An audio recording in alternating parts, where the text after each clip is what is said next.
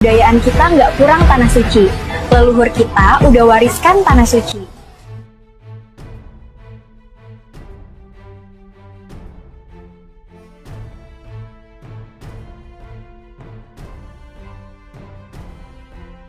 Assalamualaikum warahmatullahi wabarakatuh. Sahabat-sahabat Sobat Bang Zuma, Ormas Islam dan umat Islam langsung bergerak mengusut tuntas siapa dalang dibalik pembuatan konten yang menghinakan umat Islam, di mana di dalam konten tersebut sebuah ajakan berangkat umroh ke Candi Borobudur.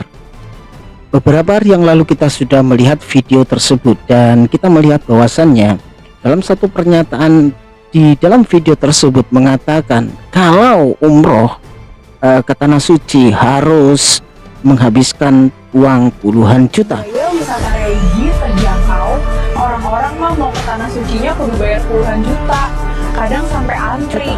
Dan kalau ke Candi Borobudur cuman 1 juta sudah berangkat dan pulang. Nah, ini kita lihat video. Modal sejuta udah bolak-balik. Minimal umroh ke Pringgondani, Gunung Lawu, Candi Ceto, Candi Sukuh, Candi Borobudur. Dalam video unggahan tersebut bahkan menyebutkan beberapa tempat yang mereka katakan suci. 1 juta sudah PP. Baik ikhwan fillah semuanya, sahabat-sahabat Sobat Bang Zuma, setelah ini kita akan melihat bagaimana Ormas Islam langsung bergerak mengusut tuntas siapa dalang dibalik pembuat konten yang sudah ditonton ribuan bahkan lebih dari ratusan ribu ini. Ya, kita anggap ini adalah hal yang memang meresahkan umat Islam, di mana baru-baru ini umat Islam disudutkan. Nah, sekarang muncul konten tentang promosi tempat-tempat yang disebutkan ada di Indonesia itu akan dijadikan, dipromosikan menjadi tempat melacak sampai ketemu siapa saja yang berada, yang terlibat di dalam unggahan video. Ternyata benar ya ikhwan ya, organisasi masyarakat Ormas Islam sudah berkumpul dan akan secepatnya bertindak tegas tentang fenomena yang terjadi tentang ajakan umroh ke Candi Borobudur ini. Setelah ketemu juga harus dipastikan apa motivasinya. Sebab kita tahu 10 tahun belakangan ini nuansa-nuansa Islamofobia itu tampaknya mendapat alih. Baik ikhwan fillah semuanya, tegas sekali pernyataan dari Ormas Islam yang akan menindaklanjuti tentang konten ini yang kita anggap sangat meresahkan sekali. Yang pertama, menelusuri siapa dalang dibalik pembuat konten tersebut, usut tuntas sampai ketemu.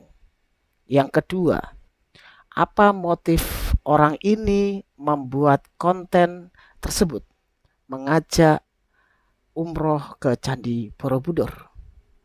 Dan yang ketiga, mewaspadai adanya fenomena bahwasanya Islamofobia ini sudah merebak kemana-mana, dan ini dianggap sangat membahayakan sekali, yang bisa mempengaruhi publik bahwasannya hal ini menjadi hal yang benar. Saya khawatir karena di dalam sejarah ada kekuatan-kekuatan yang hobi dan memiliki spesialisasi untuk mengadu domba antar kelas, antar golongan. Sebenarnya ikhwan ya, umat Islam itu adalah umat yang paling toleransi. Bagaimana tidak? Umat Islam di Indonesia ini adalah mayoritas, dan umat Islam sangat menghargai dan menghormati antar umat beragama. Boleh di negara Indonesia ini berkreasi, mempromosikan tempat yang dianggap memang bisa menjadi sebuah tempat wisata. Tetapi bukan berarti hal tersebut dijadikan sebuah ketersinggungan yang menyentuh satu keyakinan. Sehingga kalau kita lihat tidak bisa membedakan antara budaya dengan keyakinan atau yang dikatakan agama. Nah, sedangkan umroh itu adalah salah satu ritual atau syariat di dalam Islam. Bagaimana syariat yang ada di dalam Islam yang dicontohkan oleh Rasulullah Shallallahu Alaihi Wasallam, ritual yang kita anggap suci ke tempat yang suci, itu dijadikan sebuah hal yang kita katakan, kita anggap merendahkan. Bagaimana tidak? Kata umroh, religi, dan berangkat umroh ke Candi Borobudur. Bukan berarti Candi Borobudur kita tidak melihat itu satu hal yang dikatakan indah atau bagus, bukan. Tetapi itu adalah satu tempat peninggalan yang tidak seharusnya orang ini mempromosikan menjadi tempat umroh yang seharusnya itu di Mekah. Sedangkan umroh umat Islam itu adalah ritual yang disucikan, menjadi sebuah hal yang dicontohkan oleh Rasulullah. Bagaimana bisa orang ini membuat satu video mempromosikan umroh ke Candi Borobudur? Ini yang perlu ditelusuri, apa motifnya. Karena kalau ini tidak ditelusuri secara tuntas, ini sangat berbahaya ke depannya. Bisa mencederai toleransi antar umat beragama, bisa menimbulkan gesekan antar umat beragama, bisa menjadi sebuah keresahan bagi generasi anak bangsa yang selama ini damai, rukun, saling menghargai, saling menghormati. Dengan adanya ini bisa tercederai. Bagaimana nasib anak bangsa kalau hal seperti ini selalu digaungkan? Hal-hal yang tidak seharusnya itu digaungkan.